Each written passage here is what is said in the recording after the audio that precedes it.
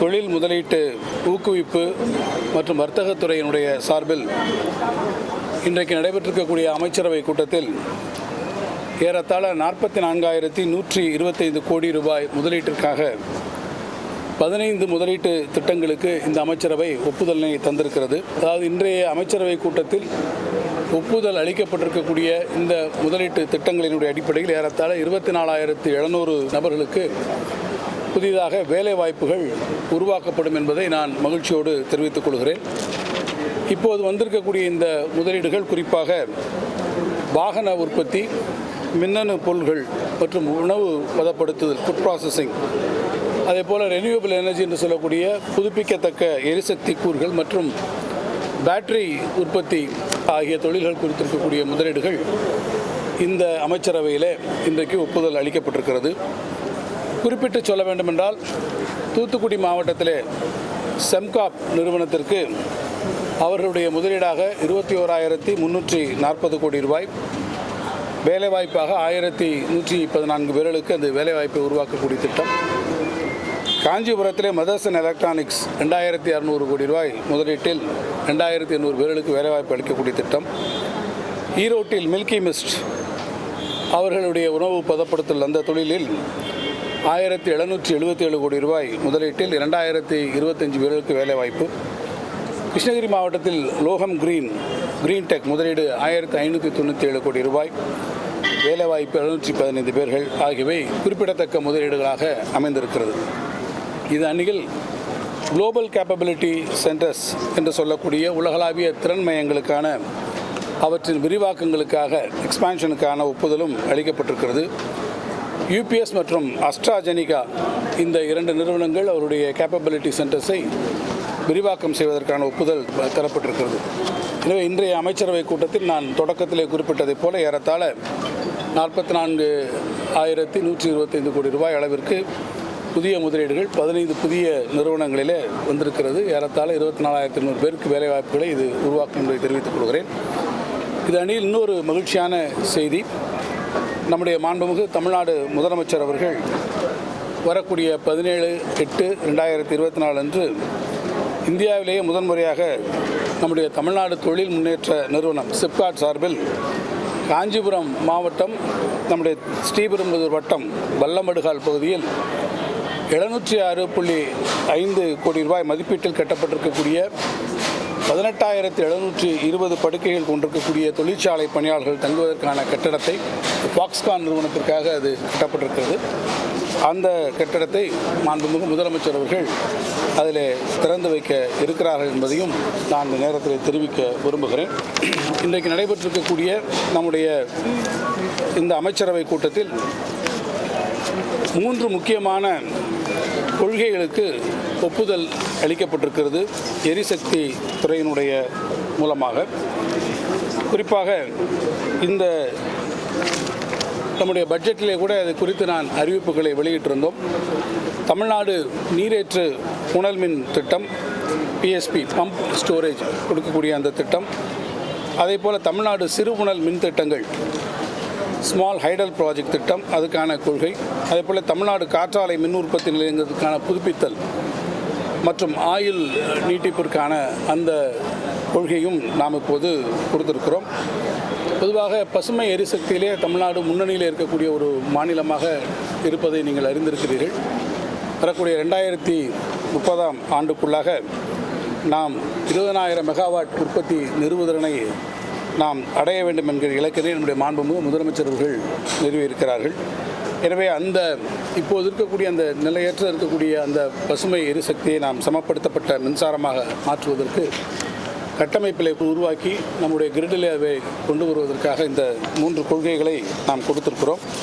அதனால் நான் முன்பே குறிப்பிட்டிருக்கக்கூடிய புனல் மின் திட்டங்கள் முதன்முறையாக நாம் அதில் கொடுத்திருக்கிறோம். பம்ப் ஸ்டோரேஜ் இதற்கு இந்த திட்டம் பெரிய அளவில் இருக்கக்கூடிய திட்டம் ஏறத்தாழ 5,000 கோடி 6,000 கோடி இன்று பெரிய அளவில் முதலீடு இருப்பதால் இதற்கு தனியார் பங்களிப்போடு செய்வது அவசியமாக இருக்கிறது. இதற்கு 3 ஒதுக்கீட்டு முறையில் இந்த திட்டங்களுக்கான அறிவிப்பை கொடுக்கிறோம். அரசு மற்றும் அரசு நிறுவனங்கள் பப்ளிக் செக்டார் அண்டர்டேக்கிங்ஸ் அவங்களுக்காக இருக்கக்கூடிய நீர்த்தேக்கங்களில் கூட்டு முயற்சியிலே ஜாயிண்ட் வெஞ்சரிலே அது செயல்படுத்தக்கூடிய திட்டம். அதன் வாயிலாக உற்பத்தி செய்யப்படக்கூடிய மின்சாரம் 100% நம்முடைய மாநிலத்திற்கு வழங்க வேண்டும் என்கின்ற ஒரு திட்டம்.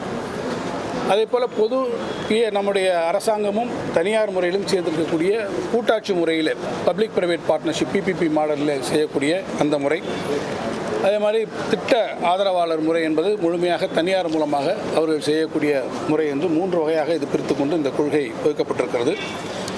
இந்த கொள்கைக்கு பல்வேறு சலுகைகளும் கட்டணங்களும் நாம் வழங்கியிருக்கிறோம். அதே போல் இன்னொரு முக்கியமான திட்டம் சிறிய புனல் மின் திட்டம், அதுவும் நாம் கொடுத்திருக்கிறோம். அதே போல் நான் ஏற்கனவே சொல்லியிருப்பதைப் போல் இது எக்ஸ்பிரஷன் ஆஃப் இன்ட்ரெஸ்ட் என்கின்ற முறையில் ஒரு வருஷத்துக்கு 2 முறை அந்த திட்டத்தை உருவாக்கக்கூடிய திட்ட மேலாளர்களிடத்திலிருந்து இது பெறப்படும் என்பதை நான் தெரிவித்துக் கொள்கிறேன். ஒரு இடத்திற்கு ஒன்றுக்கு மேற்பட்டிருக்கக்கூடியவர்கள் யாராவது இந்த திட்டத்தின் கீழே அவர்கள் விருப்பம் தெரிவித்தால் அது அவர்களிடத்தில் ஒப்பந்த புள்ளி முறையிலே அது பெறப்படும். 1 மெகாவாட்டுக்கு மேலே கூடுதலாக இருந்தால் அவருடைய சொந்த மின்சாரம், அது கேப்டிவ் பவர் பிளான்ட்டுக்கு பேக்டிவ் பவர் யூஸுக்கு அது அனுமதிக்கக்கூடிய வகையிலே வந்திருக்கிறது. எனவே இது ஒரு மிக முக்கியமான வந்திருக்கும். இது அந்த கார்பன் எமிஷன் என்பதை கரியமில வாயு வெளியேற்றத்தை குறைத்து புதிய ஒரு தூய்மையான மாசற்ற மின்சாரத்தை உருவாக்குவதற்கு இது சரியாக இருக்கும். அதேபோல் மரபுசார் எரிசக்தியை தாண்டி மரபுசாரா எரிசக்தி முறையிலே சுற்றுச்சூழலை அதற்கு உகந்தவாறு இது செய்வதற்கு மிகுந்த சிறப்பாக இந்த திட்டங்கள் இருக்கும். இந்த திட்டத்திலே நிறைய வேலைவாய்ப்புகளை உருவாக்க முடியும் என்பதை நான் தெரிவித்துக் கொள்கிறேன். அடுத்து மிக முக்கியமாக இருப்பது இந்த காற்றாலை நிறுவனங்களுக்காக இருக்கக்கூடிய இந்த புதுப்பித்த ஆயில் திட்டம். தமிழ்நாட்டில் பார்த்திங்கன்னா 1984 நிறைய விண்மில்ஸ் நம்ம போட்டிருக்கோம். அது இப்போ ஏறத்தாழ கிட்டத்தட்ட 40-50 ஆண்டுகளுக்கு வந்ததுக்கு பிறகு அதனுடைய சக்தி மிகுந்த குறைந்திருக்கிறது. எனவே அந்த ரீபவரிங் பாலிசி என்பது தேவை என்பதை நீண்ட காலமாக நம்ம வலியுறுத்தி வந்திருக்கிறோம். எனவே இந்த வின் ரீபவரிங் காற்றாலைகளை புதுப்பிக்கக்கூடிய இந்த கொள்கையின் மூலமாக ஏறத்தாழ 25% மின் உற்பத்தி அதிகரிக்கக்கூடிய வாய்ப்பு வந்திருக்கும். அது மாதிரி ஏற்கனவே இருக்கக்கூடிய பாகங்களை எல்லாம் புதிதாக மாற்றக்கூடிய ஒரு கொள்கை மின் ரிஃபர்பிஷ்மெண்ட். அந்த அடிப்படையில் பார்த்தால் அப்படி செய்வோம் என்று சொன்னால் 10% மின் உற்பத்தி அதில் அதிகரிக்கக்கூடிய வாய்ப்பு இருக்கிறது. அதே மாதிரி வின் லைஃப் எக்ஸ்டென்ஷன், காற்றாலையுடைய ஆயுளை நீடிக்கக்கூடிய முறைகள், 20 ஆண்டுகள் முடிந்திருக்கக்கூடிய இந்த காற்றாலைகளை 5 வருடம் ஆயுள் நீட்டிப்பு என்கின்ற முறையில் இருக்கக்கூடிய கொள்கை. இந்த நிபந்தனைகளினுடைய அடிப்படையில் இந்த திட்டம் வந்திருக்கிறது. இந்த காற்றாலை ரீபவரிங் பாலிசி என்பது உங்களுக்கெல்லாம் தெரியும். மிக முக்கியமாக இந்த டெக்ஸ்டைல்ஸ் மில் இருக்கக்கூடிய பல்வேறு நூற்பாலைகள் நீண்ட காலமாக இதை கேட்டுக்கொண்டு வந்திருந்தார்கள்.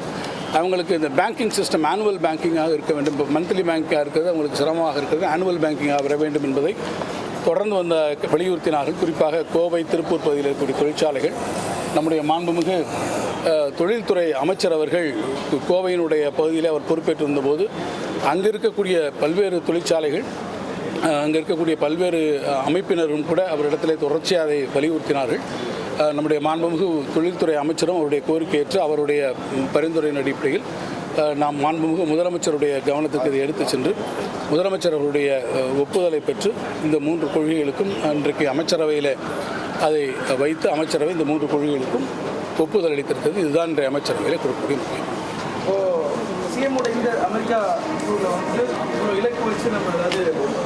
எப்பவுமே மாண்புமிகு முதலமைச்சரை பொறுத்தவரை தமிழகத்துக்கு எவ்வளவு நிதி வருகிறது என்பதை விட எவ்வளவு வேலைவாய்ப்புகள் உருவாக்குகின்றன என்பதுதான் அவர் குறிப்பாக இருந்திருக்கிறார். எத்தகைய வேலைவாய்ப்புகள், எங்கெங்கே அந்த வேலைவாய்ப்புகள் உருவாக்கப்படுகின்றன, ஏன்னா பரவலாக்கப்பட்ட வளர்ச்சியில் மிக குறிப்பாக இருக்கிறார் மாண்புமிகு திராவிட நாயகன் அவர்கள். எனவே இந்த முறையும் அதே தான் நமது நோக்கம். தமிழகம் முழுக்க இந்த திட்டங்களை கொண்டு வந்து சேர்க்க வேண்டும் என்பதுதான் நமது நோக்கம். தமிழகம் முழுக்க இருக்கும் அனைத்து பகுதிகளுக்கும் வளர்ச்சியை கொண்டு வந்து சேர்க்க வேண்டும். மிக சிறப்பான ஹை எண்ட் ஜாப்ஸை கொண்டு வந்து சேர்க்கணுன்றதுல மாண்புமிகு முதலமைச்சர் அவர்கள் மிக குறிப்பாக இருக்கிறார். அது குறித்து முதலமைச்சர் அலுவலகம் முறையான வகையில் உங்களுக்கு தெரிவிக்கும்.